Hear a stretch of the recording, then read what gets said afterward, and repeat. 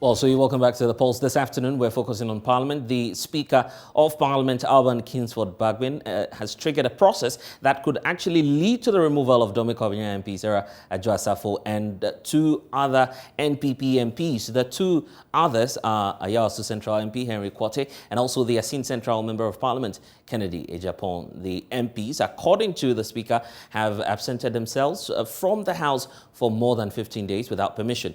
They have been referred to the Privileges Committee, which will recommend the appropriate sanctions to the Speaker. Now we can take a listen to the Speaker raising the issue on the floor of Parliament earlier today. In India, for example, if a member fails to attend meetings of the Lok Sabha for a period of 60 days or more without the Assembly's authorization, his or her seat may be declared vacant. Considering the fact that the 1979 and 1992 constitutions and now standing orders do not include the word consecutive in the computation of the 15 days, it is my considered view that the clear intention of the drafters of this bill is to differ from the previous computation. I admit, with all humility, that Article 97(1)(c) be read, understood, and applied as it provided for in our Constitution and standing orders without importing any word or words thereto. I have accordingly come to the irresistible conclusion that a member who absents himself or herself from 16 sitting days of Parliament in a particular meeting without the permission writing of the Speaker is squarely within the ambit of Article 97(1)(c) of the 1992 Constitution and Order 16(1) of the Standing Orders of Parliament. I must also draw the attention of the House to a decision of the Court of Appeal dated 11 December 2008 in the case of Professor Stephen Kweku Asare versus the Attorney General and three others, unreported 2008, suit number H1/65/707, that is Court of Appeal. In that case, the Court of Appeal ruled that the permission granted Speaker for a member to be absent from the proceedings of the House cannot exceed 15 days at any point in time, and that it is unacceptable for Parliament to give leave of absence to a member for a period exceeding the 15-day threshold as envisaged under Article 97(1)(c) and the Standing Orders of Parliament. Honourable members, it is important to recall that in the book, Reap the Wild Wind. Well, so fortunately, Isaac Kofi has been doing some research for us here at Joy News on the issue of absenteeism in Parliament. Fortunately, he's joining us in studio now. Isaac, so walk us through the numbers. We know that, technically speaking, 15 straight sittings of Parliament. If you miss that without permission to the Speaker, then it could create some problems for you. But then give us the specifics on these three MPs that we know of. First, there is Kennedy Ejapon. Talk to us about him. Right, let's look at the October to December, meeting, and then let's start with Kennedy Ejapon. So out of the 28 sittings, he was present in just 4, and then absent in 24 out of the 28 sittings. His longest consecutive absence without permission was 19 consecutive sittings. And this was from October 26, 2021 to November 25, 2021. Right. Now, the next person is Sarah Adjoa-Safo, the same period. And she was present in 2 out of the 28 sittings under the meeting and a review. And then absent with permission, 7 out of 28 sittings. Absent without permission, 19 out of 28. And her longest consecutive absence without permission was 13 sittings. And this was from, October 26th. So comparatively speaking, if you look at an MP like Sarah Ajasafo, we could say on authority that she's in a better position as compared to some other MPs. Probably this period. That's from October to December. Right. We need to be specific with the period. Exactly. So the period is very important. So this meeting, the October to December meeting. Parliament has 3 meetings every year. Exactly. So now let's move to Henry Korte. So out of the 28 sittings in this meeting, Henry Korte was present in just 5, absent without permission 23 out of the 28, and the longest consecutive absence without permission was also 19, just like Kennedy Japan, just 19, and this was from October 26 to November 25th, 2021. And then if we should change the period, this is the January to March 2022 meeting, the first meeting of the year. And so let's start with Kennedy Japan. So we've moved on from late last year, exactly, and we're coming closer to the period within which we find ourselves. Absolutely. Now. So now let's start with Kennedy Japan. So out of the 28 sittings, he was present in 12. That's an improvement. And so he improved from the previous one. Improved from the 2 to now 12. To now 12 exactly. Appearances. Exactly. Now absent 16 out of 28 sittings. And his longest consecutive absence without permission in this sitting was just 4 sittings. So the last one was 19 sittings, and now he's so he's significantly improved. Exactly, in this period. And then now, Ajasafo, 28 sittings.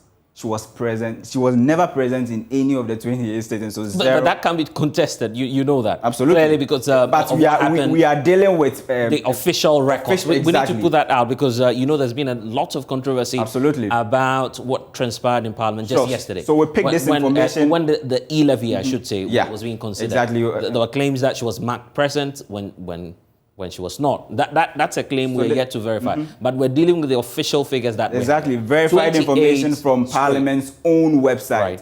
The votes and proceedings, document. That's what we extracted this information from. So out of 28 sittings, she wasn't present in any of them. Her longest consecutive absence without permission, obviously, is 28 sittings. That was from January, 25th to March 17th this year. Now, if you should move to Henry Korte, out of the 28 sittings, he was present 3, absent with permission. Absent without permission, 25 out of 28. And the longest consecutive absence without permission was 12. Actually, it was 12 sittings. He was absent in 12 sittings. So it still didn't add up to the 16 or 15 consecutive sittings. So this quarter that we're talking about now in Parliament, if you compare all 3 MPs, will bring the Greater Accra Regional Minister first, ranking top on the list in terms of those who have done at least some exactly. So if it to appear in Parliament, if you start from ranking them that way, October to December. So Kennedy Japan and Henry Korte were all having 19, absence without permission. They were, but Ajasafo was doing somewhere around 15. But if it should come to January to March this year, then Ajasafo is not really doing well because she, out of the 28 sittings, she's not been present according to Parliament's own record. And we can just go to Sarah Ajasafo right now, which you should be seeing here. Sure. So clearly, 0 out of 28 per the information put out by Parliament's own votes and proceedings document they put on their websites every day. So she was present 0 out of 28. Kennedy Japan was present. So Kennedy Japan was present for at least a number of a number of days, which is 12 out of 28. 12 out of 28. So he's improved from his performance. He was absent in just 16 out of the 28, and then his longest consecutive absence without permission was just 4.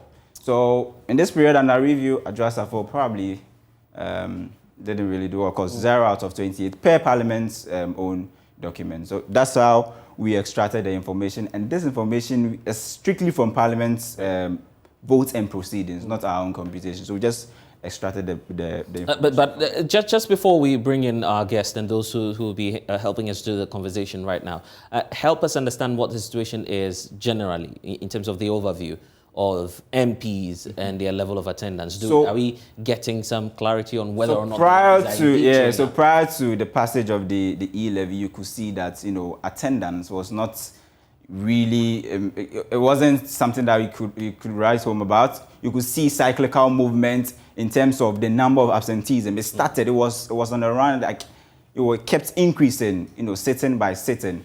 But now that the e-levy has been passed, we are seeing some sort of improvement in terms of the number of MPs who are present in the chamber or present as far as the vote and proceeding document is concerned. But what we just gave you was from October. The first analysis we did was October to December. That was last year. And then we also did January to March. 2022. And there you have it. Sarah Jasafo is the problem as we speak. And in fact, that's been creating a lot of problems for the New Patriotic Party themselves. They've lamented about her condition. We'll talk all about that now, but it's a matter that appears to have, which is appearing to be very deep-seated within Parliament itself, the issue of absenteeism. But fortunately, Nehemiah Atiga, who's the co-founder of Odikro, a civil society organization monitoring all of these issues, is joining us live on Zoom now to have a conversation on what's transpiring in Parliament. Finally, you've been urging the Speaker of Parliament to crack the whip. Now he says he's referring 3 MPs to the Privileges Committee. What's your take on that? I think is good news. We've been fighting for a moment like this, like forever, because regular attendance of MPs to Parliament is critical to the functioning of governance in our country. At least on 2 counts, whether you are looking at effective representation of citizens during public debates and decision making, or you are looking at just the fundamental, just ensuring efficiency as part of our governance system. If a member of Parliament is not present, then 1, you are not representing your people, and 2, you are not making our governance efficient. So this is solid news for us. They may not be happy, but truth is, if you are not representing your people, you have no business being there at all. And so whether you're missing plenary meetings or you're missing committee meetings, that should be done with some with permission. Once it's without permission and it goes beyond the number of days, then you should lose your seat, as the Constitution says, or at least the Privileges Committee should speak to you, or you should be referred to the Privileges Committee for that to happen. And so this is good news. Okay, so what are your figures actually telling you? Because we know that at Odikro, you are involved very much in the figures. So you look at them, you look at the MPs specifically on constituency basis, and you're able to tell if they're doing well or not. Are we being fair to Sarah Jasafo, particularly when she's being singled out at this point? How about the other MPs? What reports are you getting in that regard? Well, I think we cannot play on the numbers of fairness at this point, because fairness would be that you ask permission and be absent. If you are absent without permission, then the issue of fairness cannot come into play. But we've seen that a certain percentage of MPs, 72% of NPP MPs, have been absent, and as compared to maybe 28% from the NDC side. And we've also seen that multiple MPs serving multiple terms have also hovering around 63% as compared to 37% when it comes to new MPs. And we've also seen a certain number around MPs with ministerial status vis-a-vis those who are, should I say, regular MPs. So these things may come into play. You may see that somebody like Henry Korte may be carrying out his duties as a minister, and things like that. So that could be an issue. But then again, what are you prioritizing? The fact that your people elected you to represent them, or the fact that you've been appointed by the executive to serve in a certain capacity? And so the numbers tell us something, but I believe that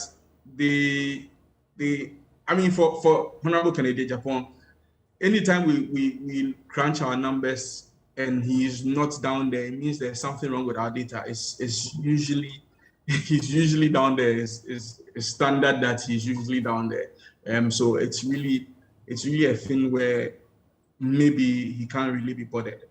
For Henry Korte, like I said, when you say he can't be bothered, are you of the opinion that he may go scot-free, and that even the Parliament's Privileges Committee may not be able to crack the whip? I'll say yes, because they've never actually taken any action. even after all our efforts, I mean, Parliament has discussed the work of NICRO on the floor of Parliament. Right. And if they have done that because they know what we've been doing, then they know that there's clearly a situation that we are pointing out. And if they haven't taken any action over the years, and now they are taking an action, you're wondering how far they will go with this action.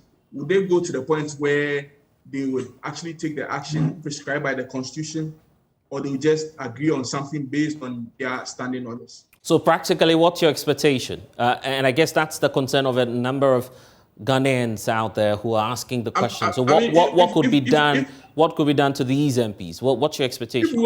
If we want to uphold the Constitution, that would mean that they would have to lose their seats, and then we'll have by-elections for them. If we want to, let's say, take the approach where maybe they will be cautioned and then expected to, should I say, improve their behavior in terms of attendance, then maybe that could also be a situation where you are giving them a second chance. But once they are in contravention of the Constitution, remember that they are lawmakers. And so the only option or the expectation for us as Odiko is for them to lose their seats. Right. Nehemiah, I'm grateful that you've been able to join us. We'll see what Parliament will do about this, but you're obviously watching, and I'm sure that you'd bring us some updates in the coming days. But there's a lot of developments on this. In fact, in the MP's area, and I'm talking about Aja Safo herself, there's a lot of concern by the party grassroots. Theophilus Ansais, the General Secretary there, will definitely come to him and hear what the party will be doing about that. But let's take you now to Parliament. Parker Wilson has been monitoring events for us. Parker, so what's the latest in Parliament? Well, we'll get Parker for you as well. Parker will also be joining us to share with us what the reactions are and what MPs have been saying about this. There are some who are challenging the decision of the Speaker of Parliament. So we'll cross you over shortly. But there's a need for us to talk about some more issues that we're focusing on here on the polls.